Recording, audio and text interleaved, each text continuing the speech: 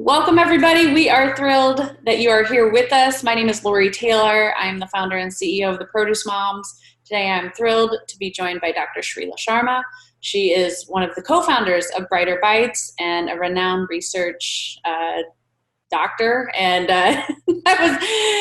so, Shreela, we're really glad you're here. This community is going to know probably a lot more about the work that you're doing than mine. This has been a great collaboration between the Produce Moms and Brighter Bites. Brighter Bites is a non-for-profit. My business is a for-profit small business, woman-owned, and we are both. We have this amazing shared mission that fruits and vegetables can change the world. And so Brighter Bites is focused on building communities through fresh food. And the Produce Moms is really focused on building that digital community through fresh produce and fresh food. So this is going to be a great discussion today. We are thrilled to be here with you. I'd like to invite Shreela to share any opening remarks that she might have, and really glad to be doing this with you, Shreela. It's going to be a great presentation. Thanks, Laurie. I completely agree with you. We're very excited to partner. We've partnered with Produce Moms before, and partnering with you on the webinar, as you said, we're very mission aligned. Let's go ahead and get started. Great. All right. So our abstract when we pitched this concept was the title you're seeing right here on screen. The future of food in schools, rounding out what's already being done in the school cafeteria. All right, so we pitched this a year ago, and as we all know, the world has changed. The environment of school meals has changed. What everyone is up against in terms of nutrition and building immunity, like there's just this heightened concern, but also new barriers because of COVID-19. So today during our presentation, we're going to stick to what we originally pitched and proposed and planned on sharing with the SNEB community. So we're sticking to that. However, we've also added some content to this presentation to really focus on COVID-19, as well as what each of our organizations has done in a response to the COVID-19 pandemic. The way that this session will flow is we're going to lead with Shreela kicking things off, sharing some data, and really setting the stage for what we're going to be discussing throughout the presentation.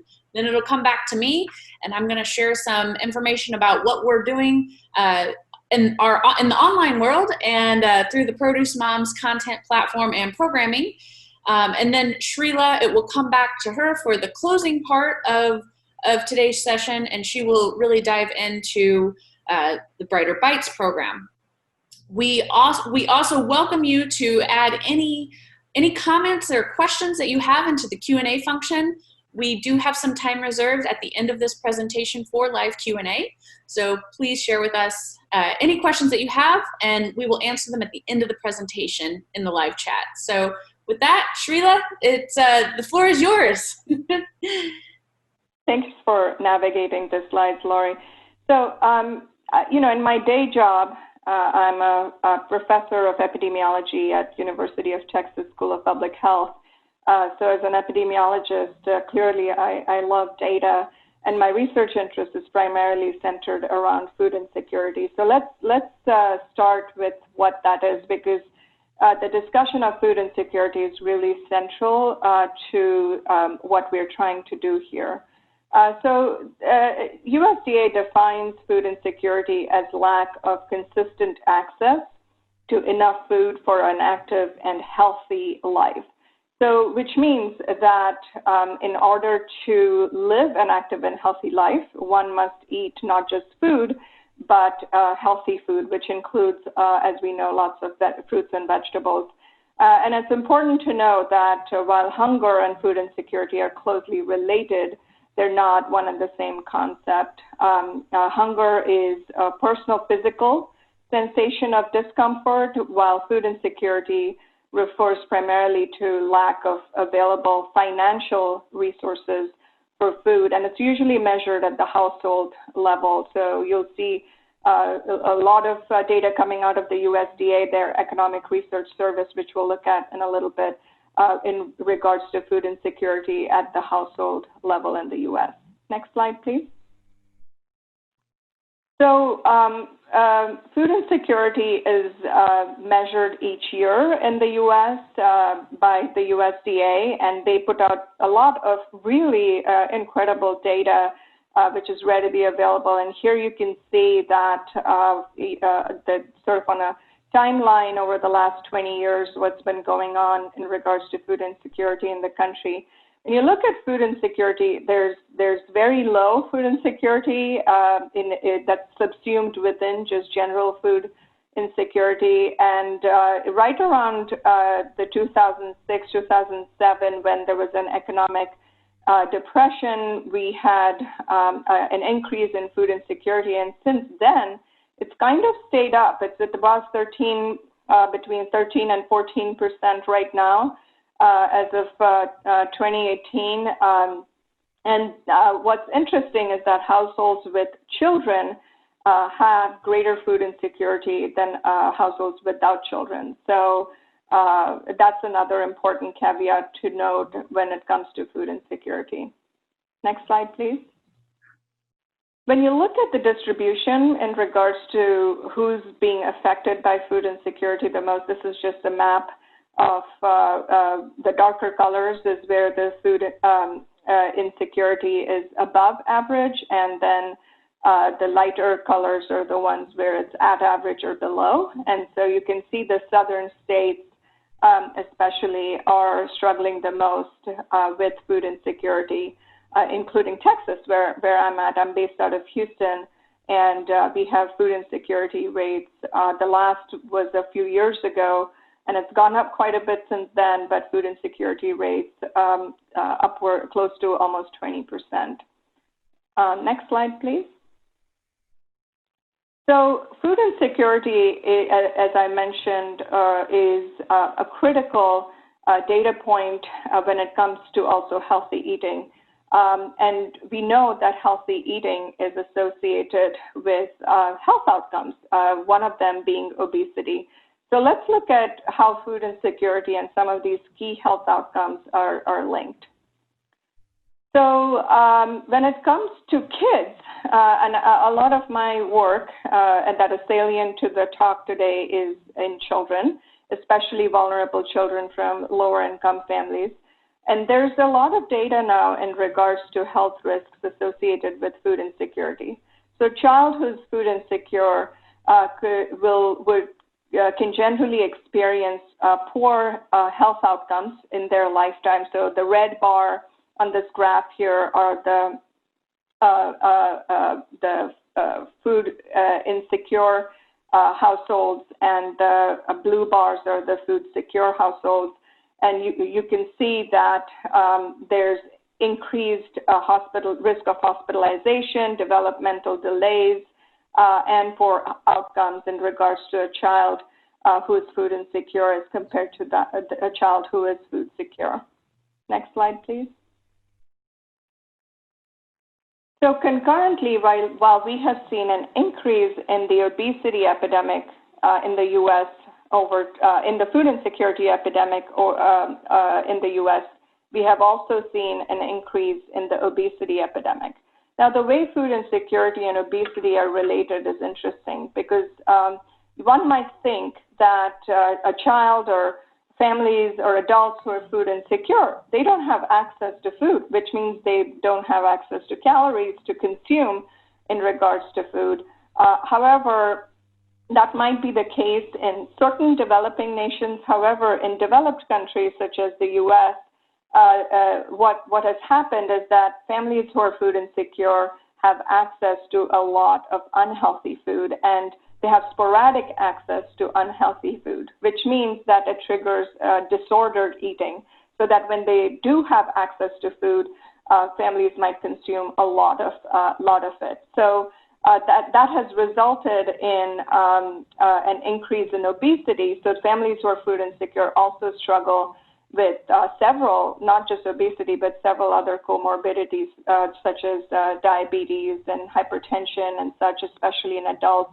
And here you can see that, 18.5, almost 20% of our youth, 2 out of 10 kids are struggling with obesity, while 4 out of 10 adults are struggling with obesity. And if you look at further stratified by income level, it's our lower income populations that are struggling with it the most. Next slide, please.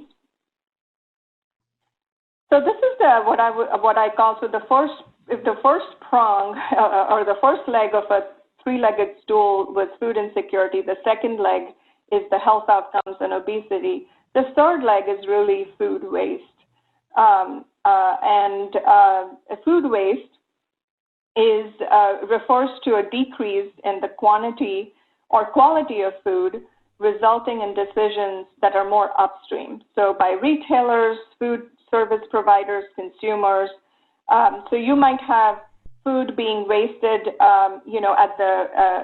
at the growers, right? Because the food that was grown did not meet the right specs as articulated by the food distributors and so on. So you might have food waste at the food grower level, then you have food waste at the retail level. So produce, for example, that is not purchased at your grocery store, that gets wasted.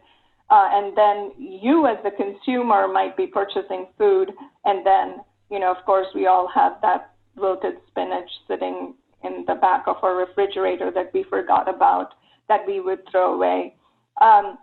What's interesting is that that a lot of the produce that is grown but gets thrown away on the landfill can actually be recovered and channeled in a meaningful way, which is what actually we're trying to do with Brighter Bites. But this is an important part or an important piece of that pie when we think about how do we channel, how do we address food insecurity. Next slide, please. So again, one important fact about food waste is that there is an enormous amount of loss of produce in the United States. So we'll talk about this concept in a minute in this interconnected web, but essentially the concept of food desert can be challenged in the U.S. because we actually have more food than we know what to do with. We grow a lot of fruits and vegetables, and we throw about 15 billion pounds of fruit and 24 billion pounds of vegetables alone each year, and that is that's just post-harvest food loss at the retail and consumer level. That doesn't even take into account all the upstream factors where food is lost.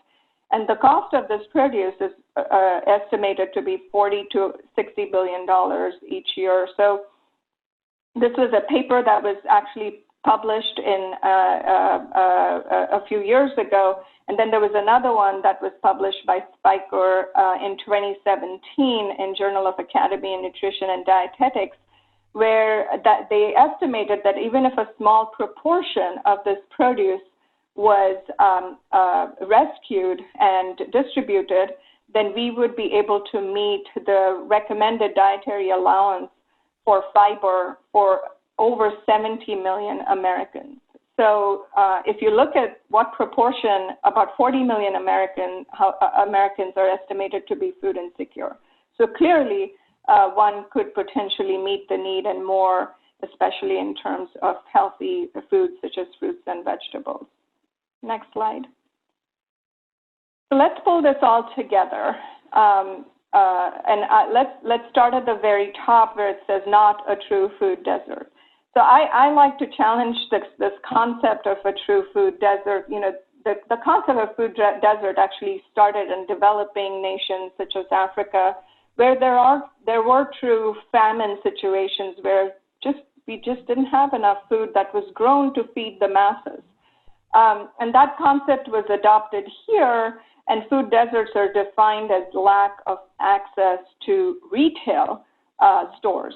However, in looking at where people shop at, people will travel various places to get their weekly or get their regular food supply.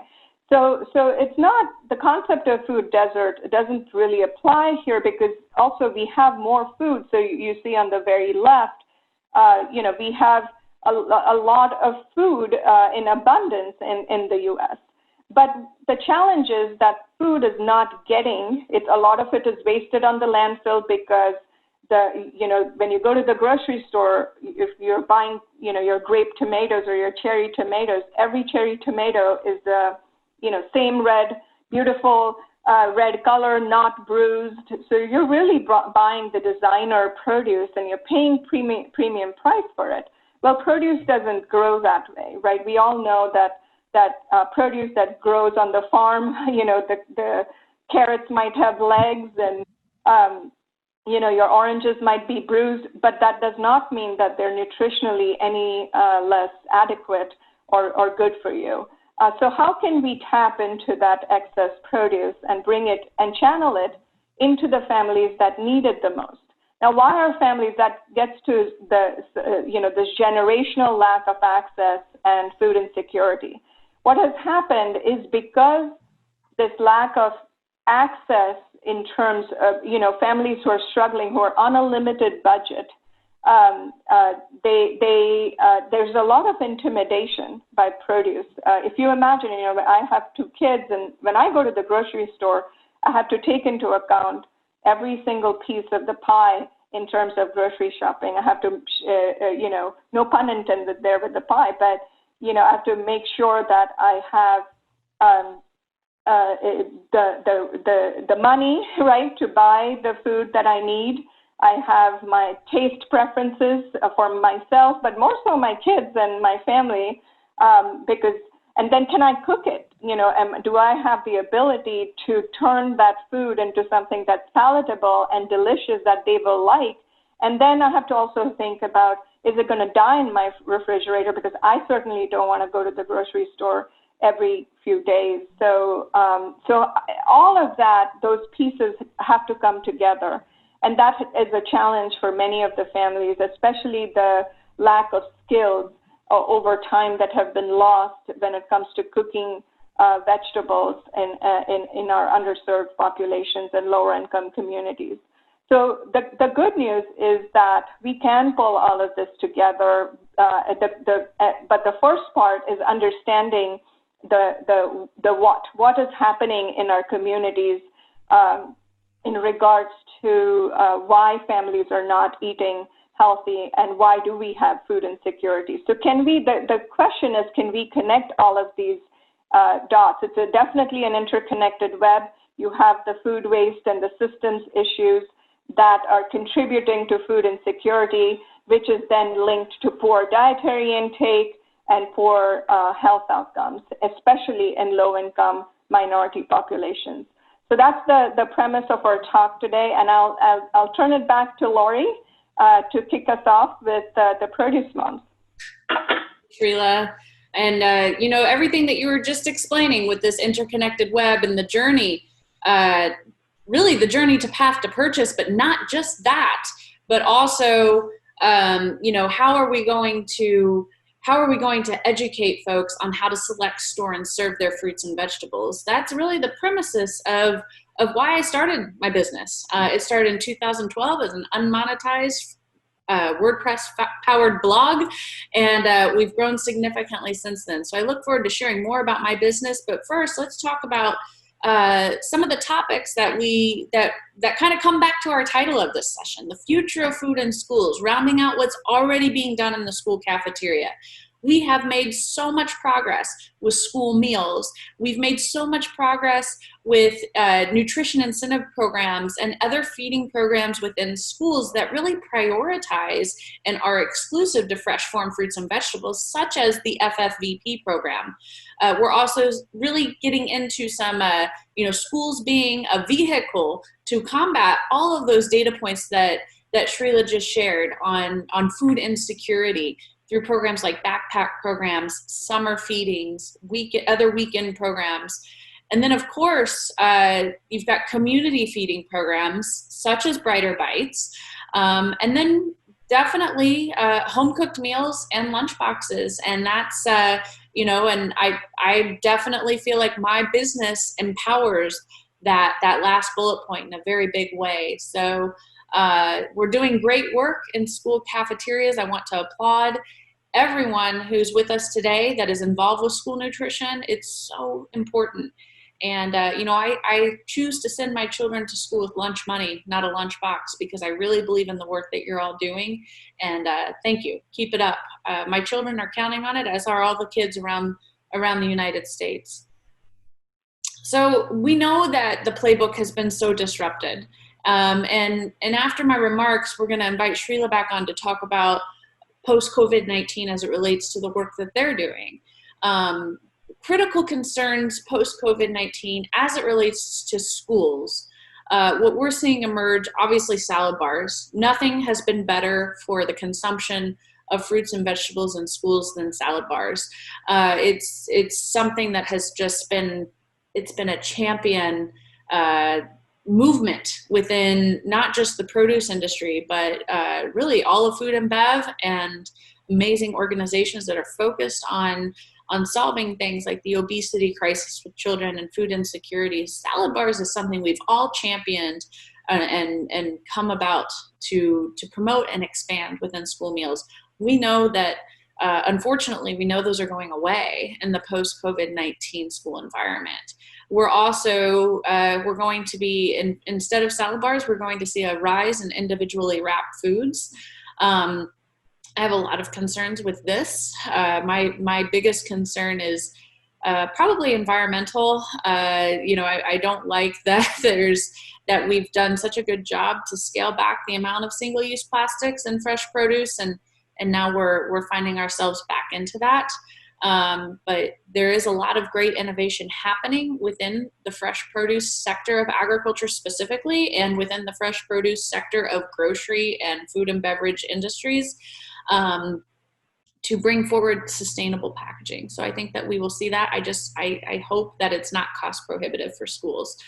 Time will tell with that. Another concern that we have, obviously, is school cafe operations. Is everything going to be brown bagged? We have to make sure that even if it is prepackaged meals, we've got to make sure that fresh food is available to our students at all times.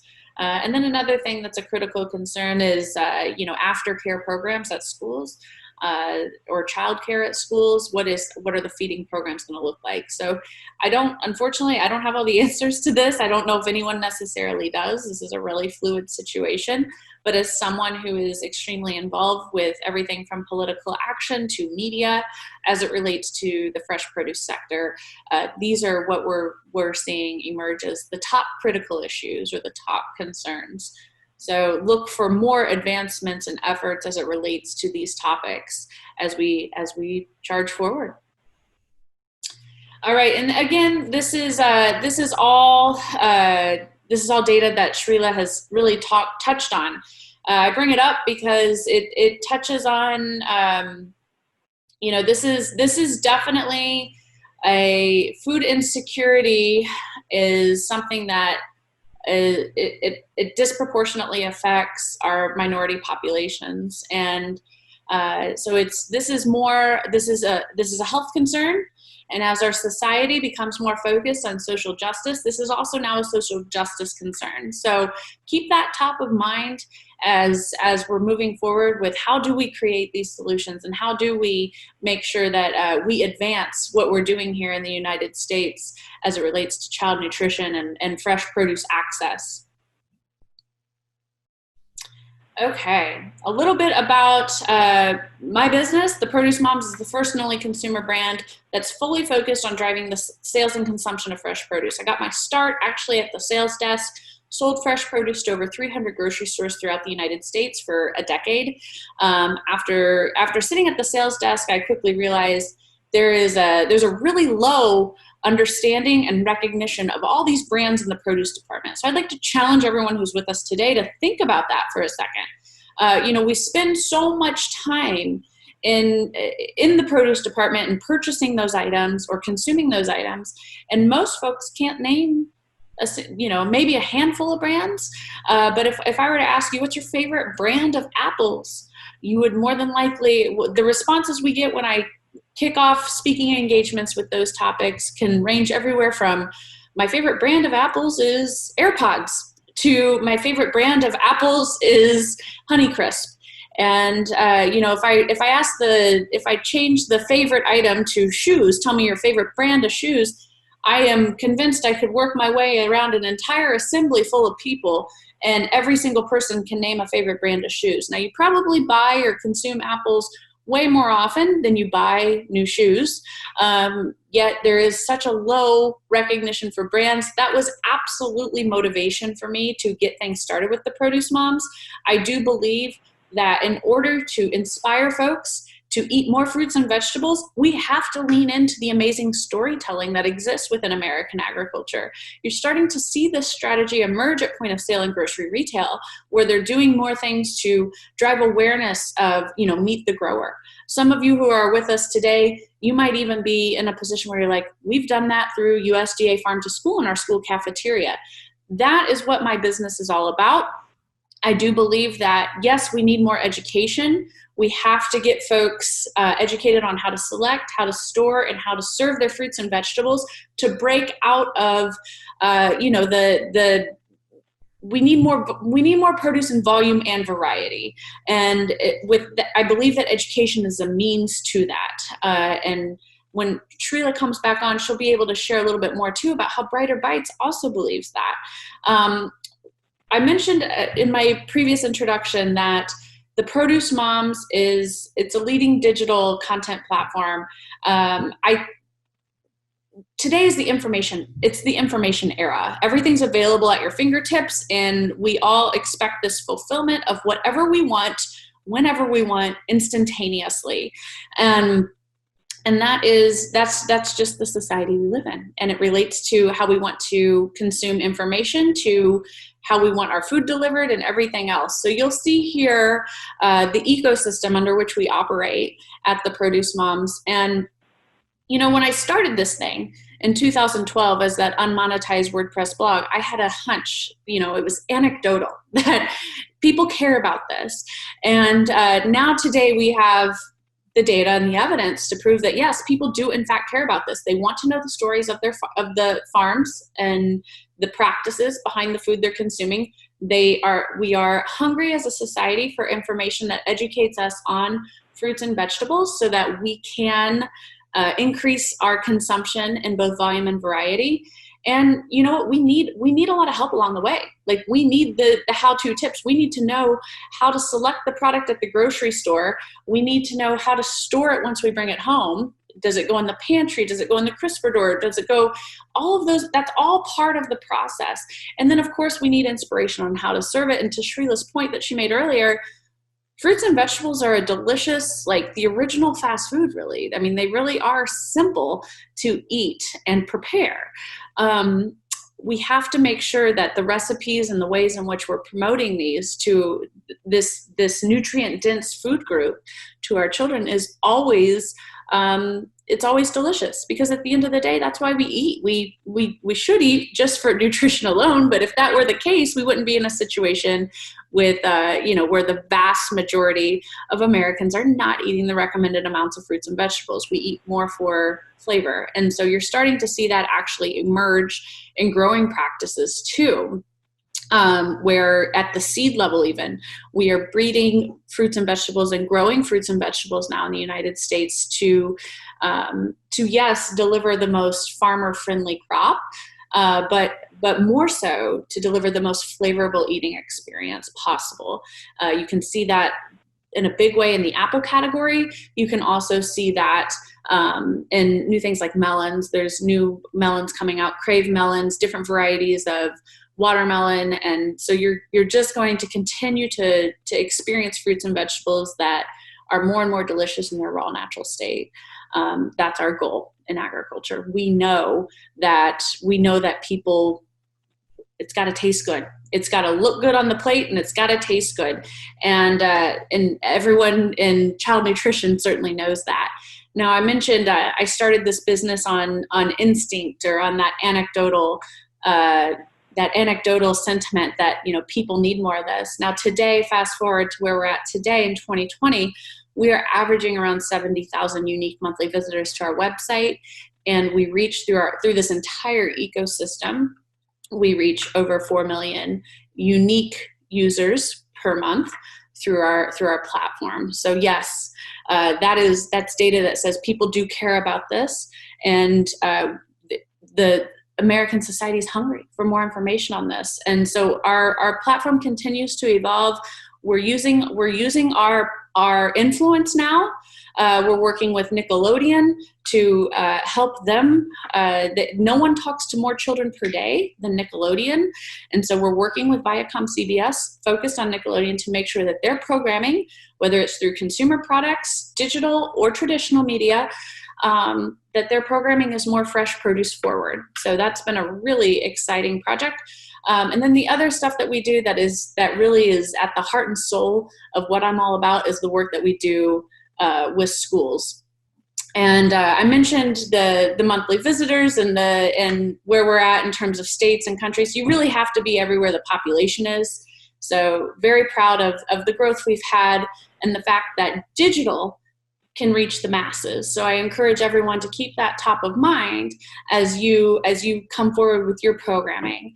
And in the case of what the Produce Moms and Brighter Bites has been able to do in a partnership, you don't have to create an ecosystem like this on your own. Partnerships are a great way to expand your reach and impact. All right, so I mentioned prior to that slide that the number one thing I'm passionate about is the work that we do with schools. A huge percentage of the work that we do with schools to influence school meals is political action. It's a very political environment. Food is very political, as everyone attending this session knows. But school meals certainly are. I'm an active lobbyist, self-funded. I actually pay to support the United Fresh Pack.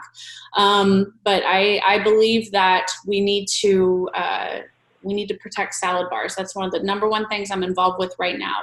We are seeing some really good technologies emerge to create virtual salad bars. Operations they remain top of mind. So working with the school district in Palm Desert, California right now to identify how we can successfully implement virtual salad bars, also doing that in partnership with United Fresh Produce Association. Is it going to look like, is it an app? Is it something that lives on the web? Is it some sort of system or robot that we can bring into schools through private sector funds? Those are all things we're looking at right now. We don't want to lose the impact of salad bars, and there's a real risk of that right now. We also, through the Produce Moms, offer virtual continuing education for school food service. This was recently approved by SNA for 1 credit hour of continuing education units. This is a digital culinary training that, again, promotes using fresh farm fruits and vegetables in school meals. But most importantly, these are restaurant quality recipes. These are the most flavorful ways to present fruits and vegetables, and also they're extremely there's a lot of different ethnicities represented within the culinary training through the food. I mean, food is culture, and that's something that I hope everyone keeps top of mind as you bring forward your impact on child nutrition in the food industry. Right now, I'm very focused on making sure that we don't lose student choice as it relates to school meals. It goes in line with our quest and mission to increase produce and volume and variety. If we lose student choice in school cafeterias, undoubtedly volume and variety consumption will go down, and food waste will go up. So that's student choice is a top critical issue right now. We are working with the private sector to empower the growers of specialty crops. So the private sector and the success of these growers is so important, because the business side of agriculture, the private sector side, it's through their success that we are able to have the funds to support programs like Brighter Bites, or even to allocate more funds through Farm Bill to child nutrition. That all, we have to empower the growers. So when I say empower the growers, what does that mean? One thing that we're working on right now is with online ordering, we basically jumped up 5 years from, with the user projections. Prior to COVID, it represented about 3% of the whole, of all the sales. Not very much. Now post COVID, it's already up to about 10% of fruit and vegetable sales are done through online ordering. We weren't projecting to be at that point until 2025 was when we thought we would be there. So to have that kind of acceleration occur literally within weeks, we have to now figure out how are we going to empower the growers. Instacart and other gig economy digital shoppers, they're hiring 500,000 to 1 million people, and there's no employee training as it relates to fresh produce. So that's an issue that we're working on, and it will protect the private sector and empower the success of fresh produce in this disrupted new world that we're living in, because none of us really we don't expect much regression from that 10%. We're seeing that remain steady despite certain states opening up. And so we're pretty much counting on this is here to stay. So I'm actively involved right now. I've worked in partnership with the Produce Marketing Association, which has been a great partner to Brighter Bites as well. Great global leadership organization for us all. So if you're not familiar with the PMA, please check them out. And working with them on substitution guides, we have to make sure that if in the situation where, say, on your online grocery order, you ordered romaine lettuce, and romaine lettuce is out of stock, but organic romaine lettuce is in stock, or romaine hearts are in stock, or in the value-added section, there are cleaned and trimmed romaine leaves or a salad kit that's 100% romaine paste. Those are all viable substitutions. Right now, what's happening is the customer who ordered the romaine that's out of stock is just getting shorted. And so we're losing that sale. And it's also adding to the fact that the household is not getting the produce when really there were viable substitutions right there. So it's a very interconnected web, even on the private sector B2B side or the business side of what of this situation. We have to have economic success in the produce department to be able to empower all of these amazing efforts to turn around the trends that we have in obesity and consumption and food waste and so on. Why do we do it? Well, we do it for all of these statistics that probably are a big reason why all of you are scholars here. We want to see more kids eating fruits and vegetables. We want to see our world changing in terms of nutrition literacy. We want people to understand the facts. There's a lot of platforms out there. When I started my business as a free WordPress blog in 2012, so many other folks hopped into that blogging craze as well. And, the information highway has allowed people who aren't bringing fact-based content focused on nutrition and agriculture. They're bringing opinion-based content about nutrition and agriculture, and the internet has empowered them and elevated them to being, having these massive audiences and this great level of influence, and it's not fact-based. That has led to such a huge amount of misunderstanding and a real need there's a need in America for nutrition literacy. And it's one reason why we do what we do at the Produce Month. It's a big reason why we have aligned with Brighter Bites as the non-for-profit that we support. So as it relates to some effective programming that we've been part of, my business the State Department of Education in my home state of Indiana aligned with my business as a sole source provider for the 2016 Team Nutrition Grant, which was executed in 2017. And that was, we did a culinary training, we did in-school marketing and campaigns. These are some of the data points that came forward from our intervention. And I'm very proud that our our culinary skills training lives on today as a digital curriculum, as I mentioned previously. And we actually, the SNA recently supported us by validated it by accrediting it for one continuing education unit for anyone that downloads and completes the digital curriculum. So what we found was that the students who were part of this effort, they increased after their school went through the intervention that we brought forward in partnership with USDA Team Nutrition. That included, again, culinary skills training as well for school food service staff, as well as some in-school marketing efforts. There were PSAs that related to nutrition that were part of their school programming.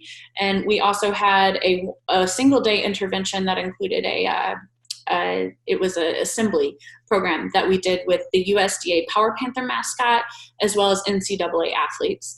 So what we found is in the post data, which was done by Dr. Alice Fly, who is a very esteemed member of SNEB. So it was great to collaborate with Dr. Fly on this. There was an increase of whole fruit intake for the students that were part of it by 50%, and an increase of vegetable and the legume intake of 83%. So we know that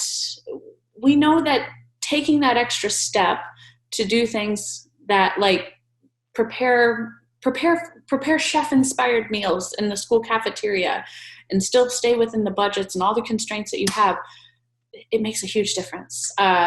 Merchandising, such as, and schools are amazing at this with your smarter lunchroom strategies. You all already are doing this, so keep it up.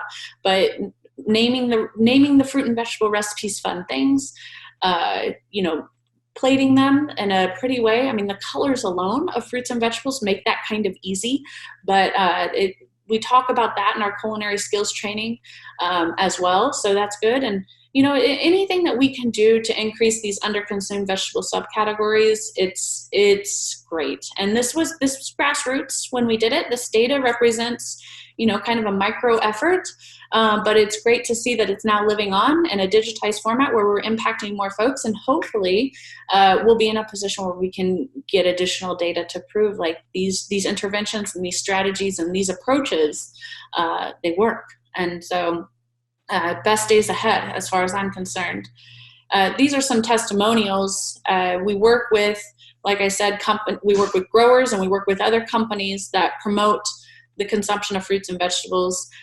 We also obviously reach a huge amount of folks, and these are just two testimonies that we pulled forward to share with you all, and really just thankful for our audience and the opportunity to impact so many folks. And what I will say too is with that kind of growth and opportunity comes a great amount of responsibility, and I don't take that lightly, and it's really that responsibility when I look at some of the logos here and I consider the journey that my business has been on since 2012. I knew that one thing we needed to do was to figure out how can we make sure that we are aligned with a like-minded non-for-profit. I'm still bootstrapping. I can't set up a non-for-profit of our own right now. It's not feasible with the resources we have. So it's been great to align with Brighter Bites. I'd like to play this short video on what this organization means to me and what it should mean to you too.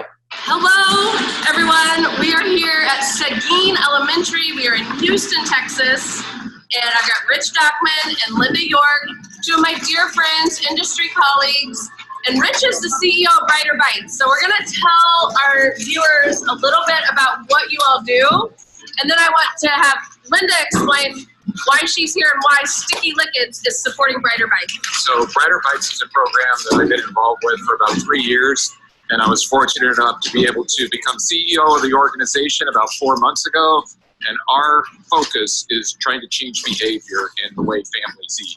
The way we do that is we provide fresh produce to each of the families once per week, about 20 pounds, usually about 8 to 10 items within the 20 pounds. And the goal is to get them to go home and eat the produce, obviously, and change the type of product they're eating. We also have a teaching program through the schools where we teach nutrition We teach nutrition to the kids and the families. We involve the teachers. The teachers get produce too. It's fun when the parents come and pick up the bags. We have samples for them to eat. We have materials for them how to handle and what to do. And then after that cut off. Sorry about that. And it's so obvious.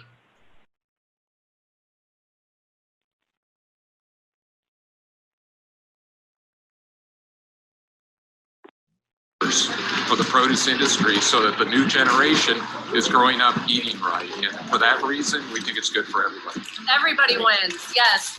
And this is just an example of the type of passion that exists throughout the whole produce industry. You know, people like Rich, myself, Linda, gosh, there's so many people that are as passionate as us. And Brighter Bites has created this amazing platform for all of the people like us who are extremely passionate about seeing more kids eat fresh farm fruits and vegetables. Can't wait to share with you what all's happening today. Again, we're here at Seguin Elementary in Houston, Texas, with Rich, the CEO of Brighter Bites, Linda, the founder of Sticky Like It's, myself, Laurie with the Produce Moms, some amazing parent volunteers, and we're gonna pack bags that are gonna feed 180 families, is that right? Approximately. Amazing. Pick 'em, ladies, pick 'em. Pick like the wind.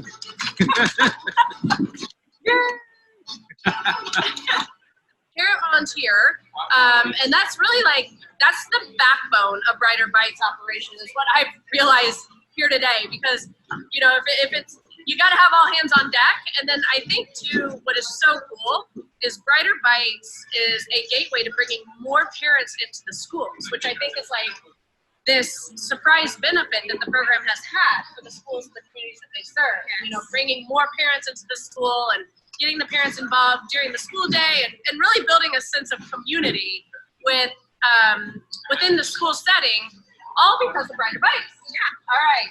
So, soy Laurie. Mucho gusto. ¿Cómo te llamas? Raquel. Okay, so this is Raquel. She's one of the parents. And voluntario, ¿cómo se dice? Voluntario. Okay, ella es un voluntario aquí en Seguin Elementary. Okay, ¿y por qué estás aquí? Porque me gusta servir a la comunidad en la cual está mi hija en la escuela. Okay, she loves to serve the community. Her daughter's here in the school. ¿Y qué piensas sobre este programa de Brighter Bites? Que es muy complejo, muy bueno para todas nuestras familias que en algunas ocasiones no tienen la capacidad de poder comprar vegetales o verduras para nuestros hijos que son tan necesarios para su salud diaria.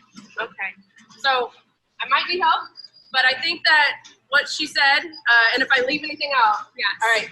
So she's very passionate about this program because a lot of the families here in this community just struggle to bringing fresh fruits and vegetables into their home. And so this program provides that to the community. Yeah, that's exactly it. Ah, I did it. So mi maestra de español, ¿sí? Okay, great. And ¿por cuánto tiempo tienes aquí de voluntario? ¿Cuántos? 2 años. 2 años? So for 2 years she's been coming here. Cada viernes? Cada viernes. Okay, so every Friday that the program exists, which is 8 durante el invierno, 8 semanas durante el invierno y 8 semanas durante, sí, yeah. Okay, so 8 Fridays every single semester, right? Yeah, 16. This is 8. Yeah. 16 like the amount of lives I put into the bags today. Yeah, exactly. No, so thank you so much. Gracias por su ayuda con este programa. Es muy importante. Y sí, para nosotros también les damos muchas gracias por habernos escogido como escuela y ayudar a nuestros hijos a que tengan una vida más saludable. Oh.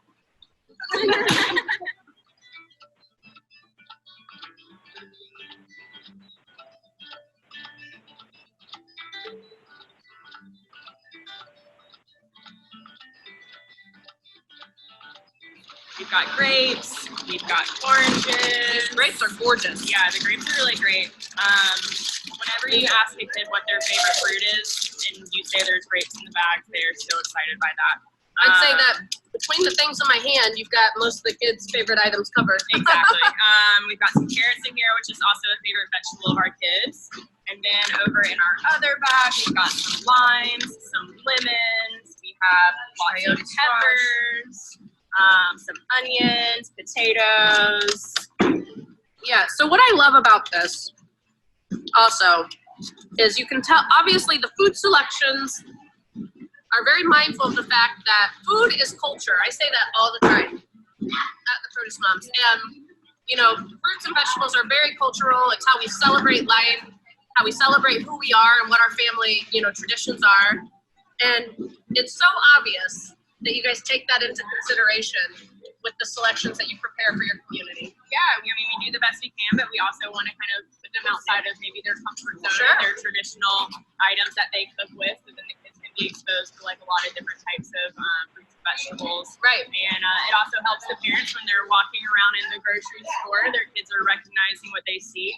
I've been told by a few parents that they have to keep their Brighter Bites paper bags, so then when the season is over and they're doing their own grocery shopping, they have to put the fruits and vegetables in the Brighter Bites bag. Like the best compliment ever for your program. It's awesome. Yeah. I think it makes it a little more challenging on the parents sometimes, but Right. they keep their Brighter Bites paper bags to put the fruits and vegetables That's in fantastic. to get the kids excited for what they're Right. bringing home. from No, the it's store. great. It's great. So, and then it's over here, you can see Tanya's preparing, you know, like the menu of what they are offering today. It's wonderful, you know, merchandising it so everything looks really beautiful, and then listing all of the varieties of fruits and vegetables that are in the bag. This is super educational. In addition to feeding, you know, from a nutritional standpoint, I mean, it goes without saying, you're feeding folks that are more than likely food insecure at home fresh, healthy food, the most nutrient-dense food in the world. But beyond that, you're also this is so educational. You know, it's such an experience. I love that. Yeah, it's always fun for us. It gives us a really good talking point with the families when we have our display of produce out, and just like you're saying, it makes it a lot more attractive for them as well. Yeah, great.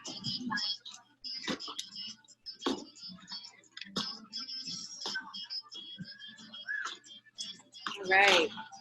Go for it. All right, so we've got about 180 bags packed up and ready for the community here at Seguin Elementary in Houston, Texas.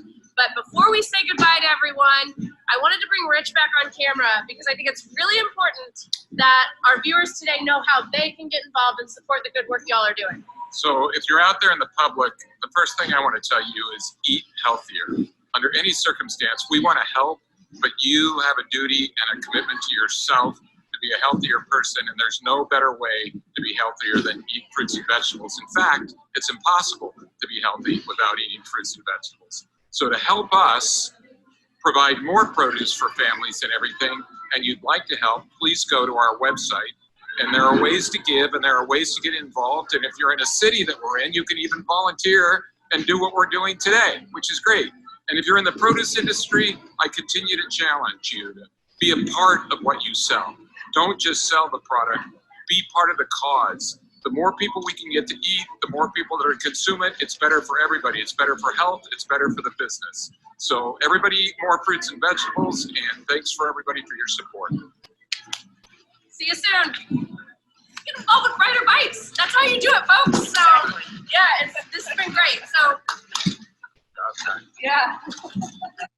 All right. So with that, I want to welcome Shreela back. I think that video speaks for itself.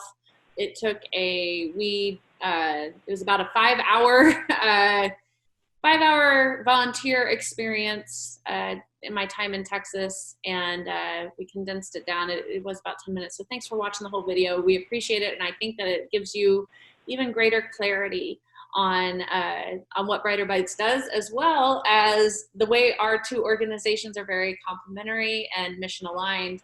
As I was watching that video and some of the things I was saying about the food merchandising and food as culture, it made me smile because I just said those things previously. So apologies for the hiccups there at the beginning of the video where I accidentally pressed the wrong button.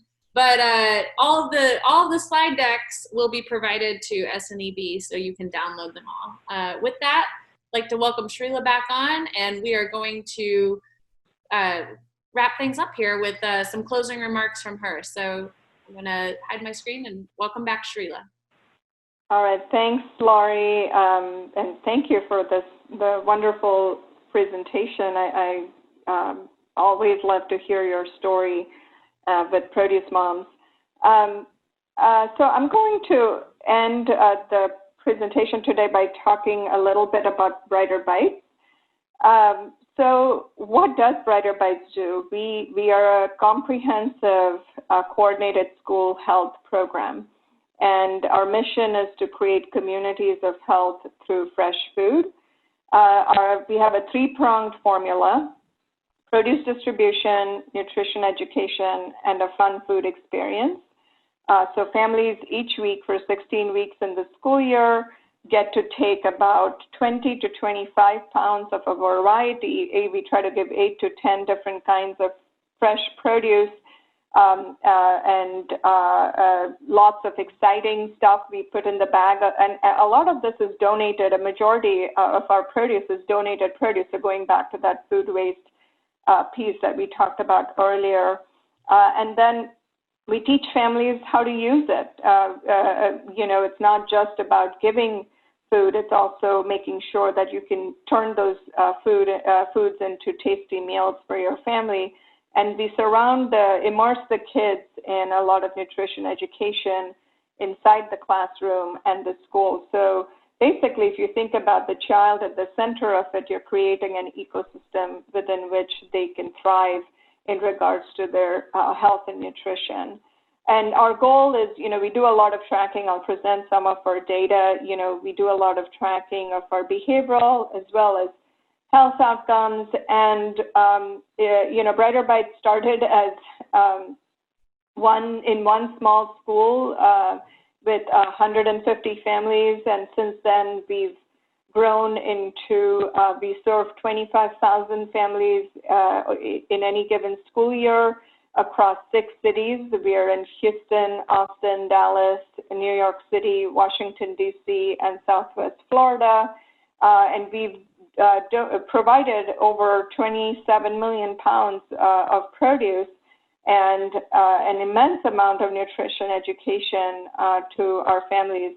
The one thing I do want to point out is that this is a school-based program, so it's implemented in the schools, and we only go into schools where at least 75% of the children are on a free and reduced lunch program, or it's a Title I school, and the eligibility is at the school level. We don't further ask any food insecurity or financial insecurity questions to parents for any eligibility. Everybody in the school can participate because we really believe that everybody can do with more fruits and vegetables. And from the teacher to the principal to the kids, everybody goes home with a bag of produce and tons of nutrition education as well. Next slide.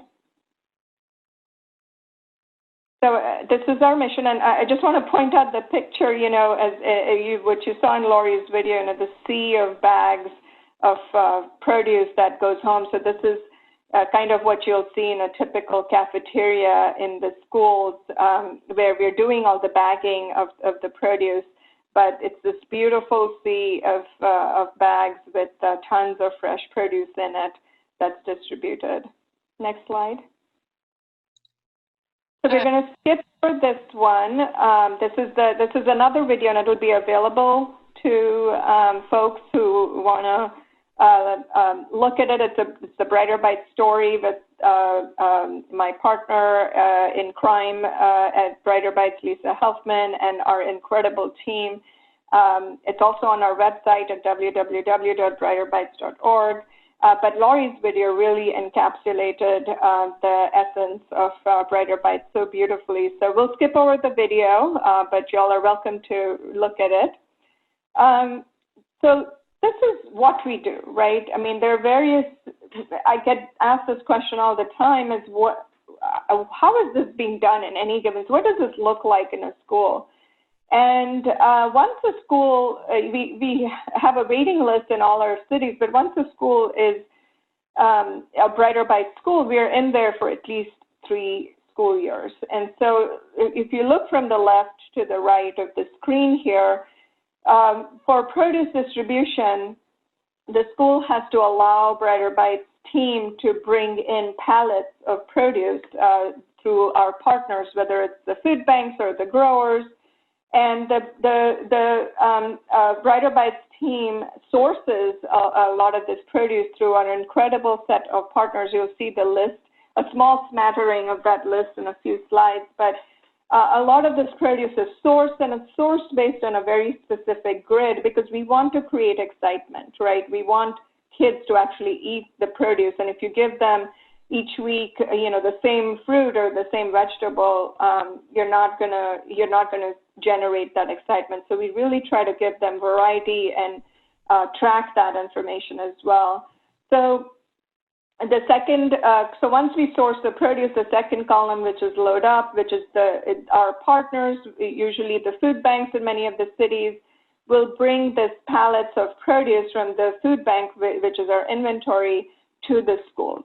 And then at the schools is where we do the bagging of the produce, and you saw it in Laurie's video. It looks like an assembly line, and we know exactly how much is going into each bag and what kind of produce, and every bag has the same amount and type of produce. So if you ask me, oh, what went to in Sherman in elementary last Wednesday, we can say, okay, there was 5 pounds of oranges, 1 watermelon, 4-pound watermelon.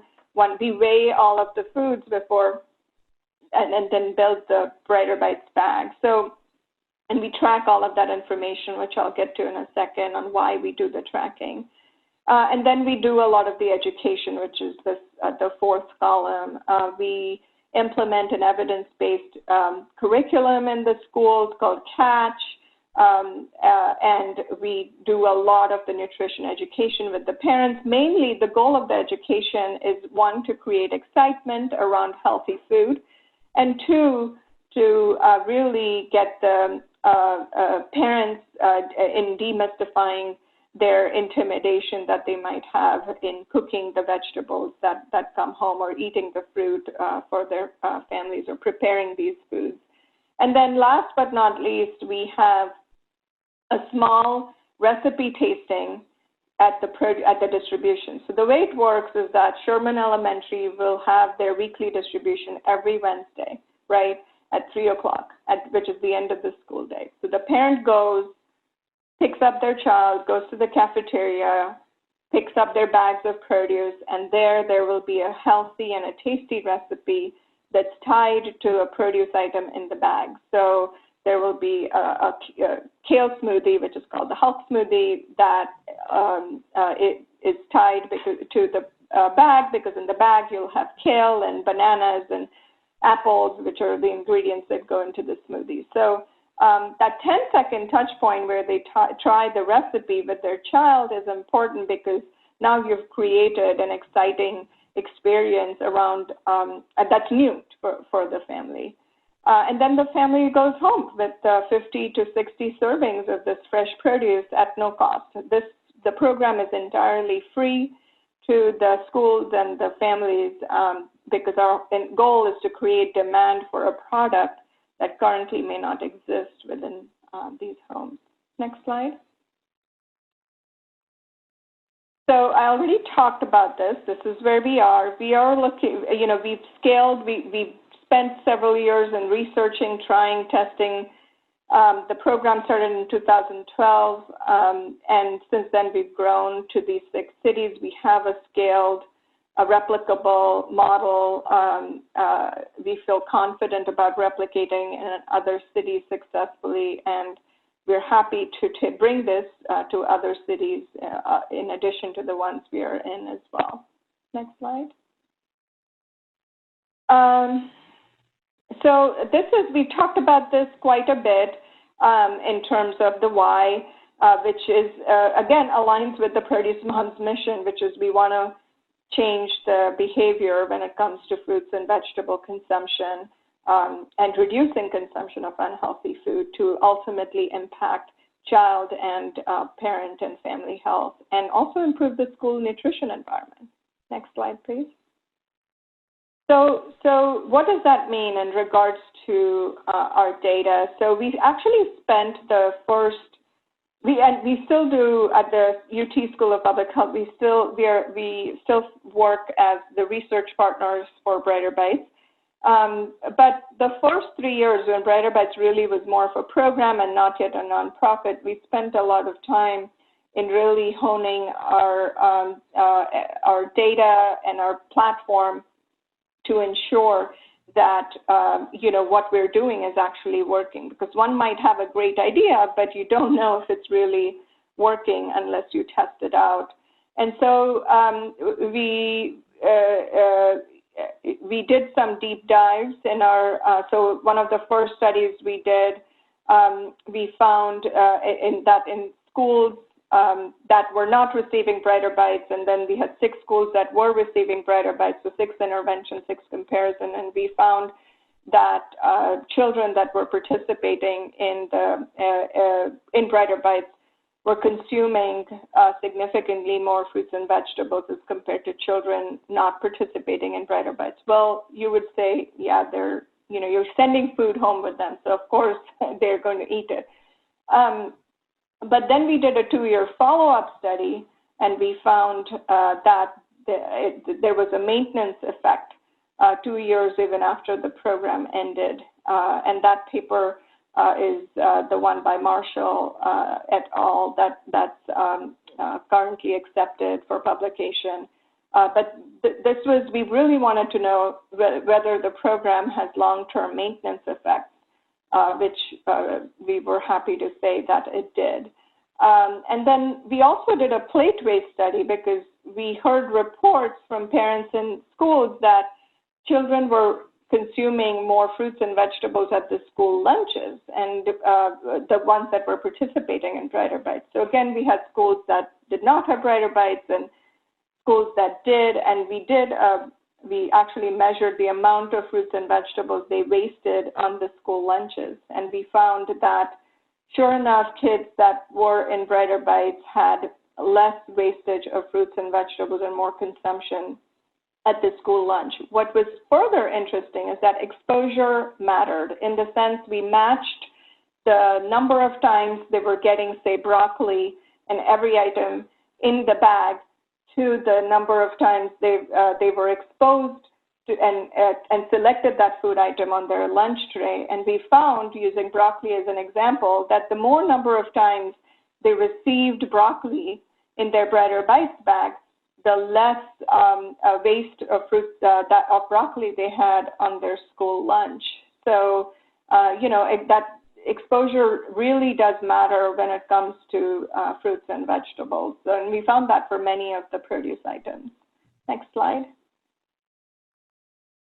These were just some of the other, we have a logic model. The program is grounded in the social cognitive theory constructs, and these were some of the other sort of mediator variables that we saw movement on, improved home nutrition environment, significantly decreased consumption of added sugars, more frequency of cooking from scratch using basic ingredients, all of these which we had hypothesized in our logic model.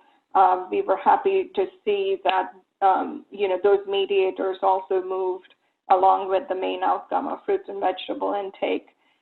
So subsequently, we submitted all of the evidence, and we're happy to say that Brighter Bites is now part of the SNAP-Ed evaluation toolkit as an approved evidence-based intervention for SNAP-Ed grantees. So if you're a SNAP-Ed grantee, you can look this up, and you'll see that we're part of the toolkit. Next slide, please. Another thing, so that's research, right? But what's happening on an ongoing basis? Brighter Bites, as I said, is disseminated in over 25,000 families on a weekly basis. That's a lot of families to serve. So how do you know that when you're in 6 cities and you're doing this extensive high touch point programming that with so many components, how do you know that you're doing it all and you're doing it well? Well, we have a dashboard actually that tracks all of these KPIs, key performance indicators in real time that monitor program dosage, reach, fidelity, acceptability at each site, each week for each family. And it spits out the data in regards to these benchmarks in a very simple form. You see those two dials at the bottom in a very simple form for the program staff, because they can see how the implementation is happening for their schools. So green is you're doing well, yellow is, oh, you need to pay attention to this metric, and then red is, okay, something, it didn't meet the benchmark. So they can troubleshoot right away and address any implementation issues. And this is very important in behavioral interventions, because many behavioral interventions fail not because they don't work, but because they're not implemented or adopted as planned. Next slide, please.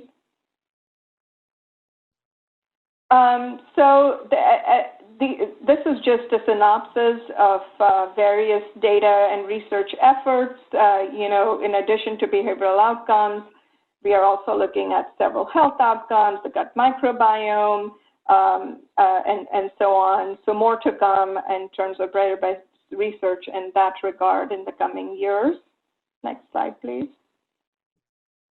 And then last but not least, I want to mention about the qualitative. So we've collected an immense amount of qualitative data, and this qualitative data is really important because it helps us contextualize the quantitative information. And so this one really sums it up for me, where one parent said, Brighter Bites made me cook things I wouldn't have bought for fear of wasting money if my children didn't like it. And this is exactly what I meant earlier in regards to intimidation by produce, and that Brighter Bites is trying to demystify how to cook, especially the vegetables, because once you're empowered and you have the skills and you know how to make that vegetable taste great, then you're going to spend your money on actually buying it for your family. Next slide, please. I want to end on what we're doing with COVID. As a result of COVID, all of us, I'm sure, in all our cities have, we've seen a huge increase in food insecurity by 22%. So about 72% of our families are food insecure at baseline, and we found a 22% jump. And 41% of the families reported a decrease in fruit and vegetable intake as compared to prior to COVID. So that's a pretty, so we needed to do something because schools closed. And so Brighter Bites programming at the schools essentially came to a halt.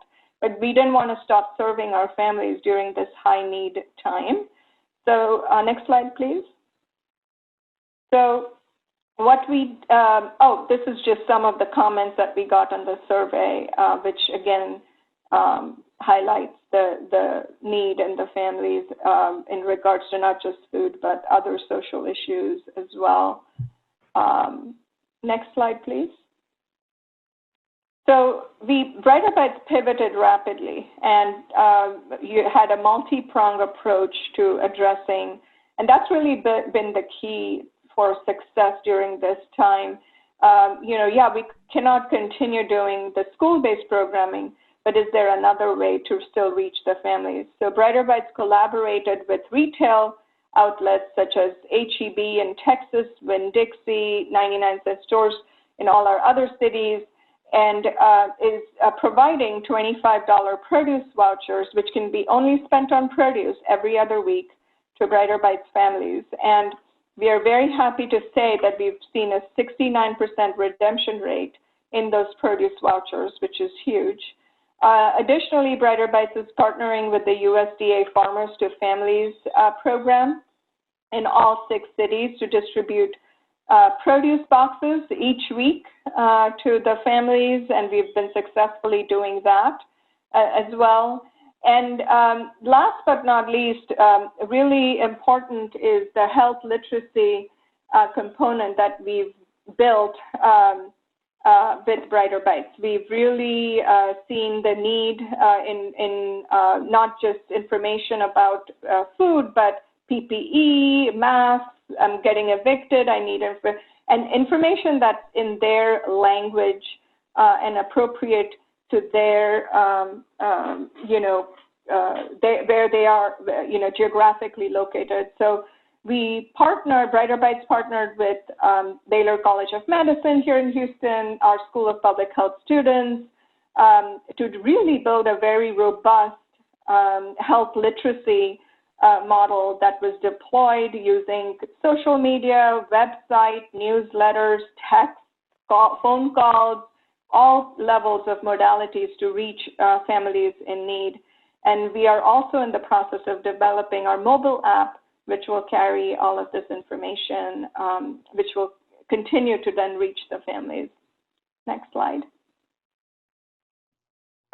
So this is just another quote in terms of the impact that Brighter Bites has had in terms of the tsunami that's of COVID-19, as well as the related financial pandemic, and the impact that we've had on these communities.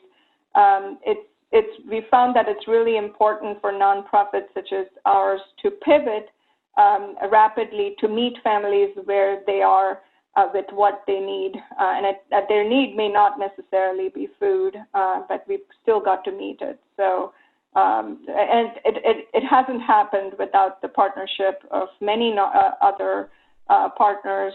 Next slide, which I believe are in the next slide. Yeah, I mean, this is again a very small smattering, but these are our key program partners that make Brighter Bites happen every single day across all of our cities.